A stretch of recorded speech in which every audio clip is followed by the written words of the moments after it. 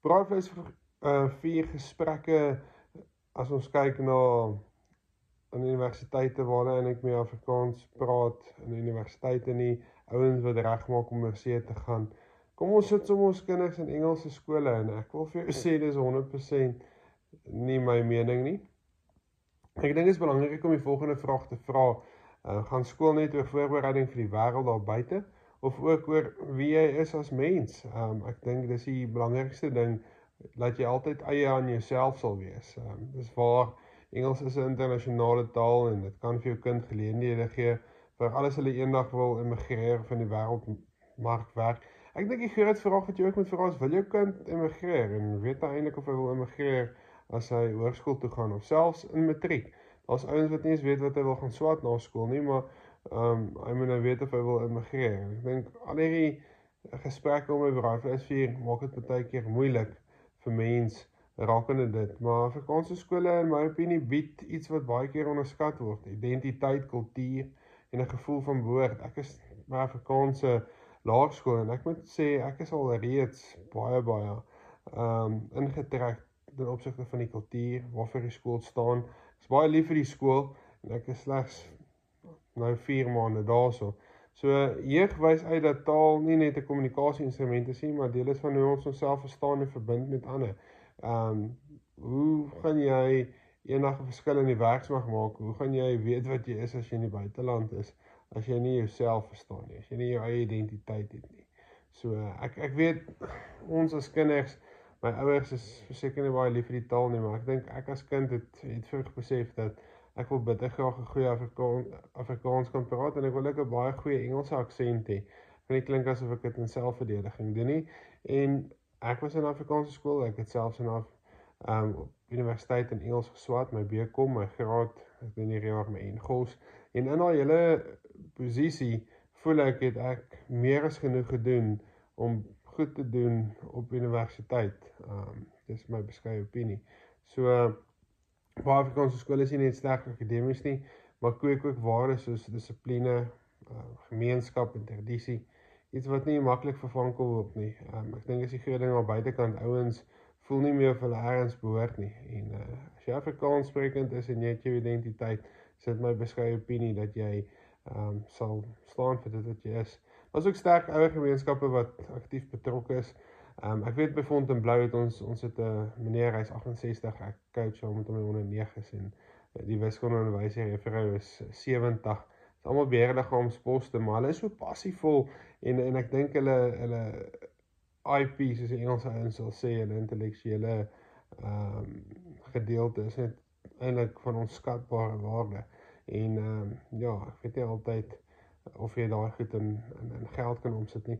Verder kinders wat goed gegrond is in hulle moedertaal, in hierdie geval Afrikaans, leer dikwels ander tale makliker. Jy moet eers betrokke wees in dit wat jy doen. Ek ken baie mense wat horribale Engels praat, maar nou wil hy sy kind in 'n Engelse klas gaan sit, bloot uit die feit uit dat hy voel die kind moet Engels magtig wees. Hy gaan Engels magtig wees. Jy sit in 'n wêreld daar buitekant wat verskillende maniere het. Ek wil TikTok, Facebook, noem sosiale media. My dogtertjie is 5 en sy kyk Engelse stories hier en daar en tel haar basis op, maar ons praat met Afrikaans by die huis en ons probeer by haar 'n basis skep, 'n moedertaalbasis om kognitiewe en taalvaardighede op te bou wat weer oorvloei na ander tale soos Engels. So nog iets, tweetaligheid is nie 'n beperking nie, dis 'n voordeel.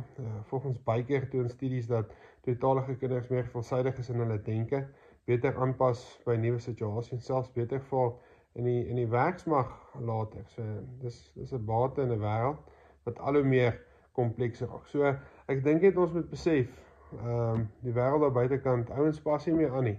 En dit is 'n groot probleem. So die departement van basiese onderwys beklemtoon ook dat moedertaalonderrig krities is vir die ontwikkeling van geletterdheid en begrip. So hoeveel meer wil jy weet dat wees eie aan jou eie taal en jou eie mense en wees lief, wees net lief vir dit wat jy as mens is. Ek weet nie of ek dit meer duideliker kan uitbring nie. Moving over to English, and hopefully it's here where you'll find that my English is not too bad. So I hope. I totally get the logic behind choosing an English school to some extent, it kind of makes sense, especially with English being such a dominant global language. I think we should definitely take that into consideration. The main language in science, tech, and international business is definitely English. I'm currently the economic management science teacher for grade 7 at law school, Fontainebleau, but there are a few other sides to consider too. First of all, just because a school teaches in English doesn't automatically means it's better. School quality depends way more on the teaching, the culture, and the environment than just the language. So if you're not accustomed to the language, if you're not accustomed to the environment, you're going to suffer. And you're actually making your child suffer in school, where they can just be tethered to their roots and tethered to who they are, and catch up on the English later. But you want to kind of give the guy a baseline. In fact, some of the top performing schools in South Africa are Afrikaans medium, 100%. If you go and have a look at over here in the Gauteng area, here in the West Rand, you're looking at Noordheuwel, very good Afrikaans school with a very high pass rate, very strong academically. If you look at the Free State, you look at Rania Meisies, you're looking at Figart Park High School, Hoërskool. They're all Afrikaans medium schools doing very, very well, in my humble opinion.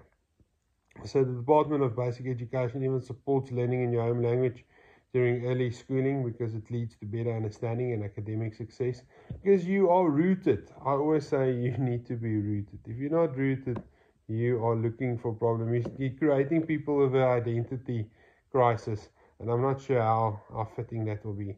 Kids today are surrounded by English, as I mentioned earlier. YouTube, TikTok, games, social media.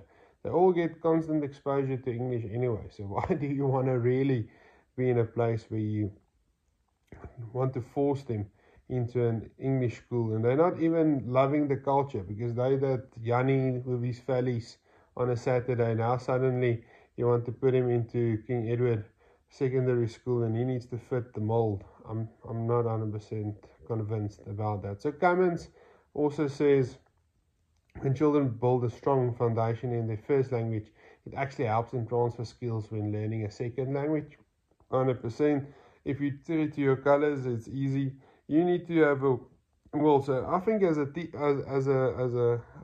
parent, it's massive important that you actually enhance that from the kid. Speak to him here and there, pulse him if need be, but you need to stay there. And Afrikaans, in my opinion, is not fading away. Might be because they're not allowed to speak at varsity, but in my humble opinion, it's not fading away. It's been spoken by many cultures in South Africa. It's getting spoken abroad quite a lot. So Afrikaans stays deeply rooted in the South African identity, and I believe it continues to evolve. So sending your child to an English high school just for the sake of that, I think you're missing the point. And that's exactly what I'll tell them at the Braaivleis Fire.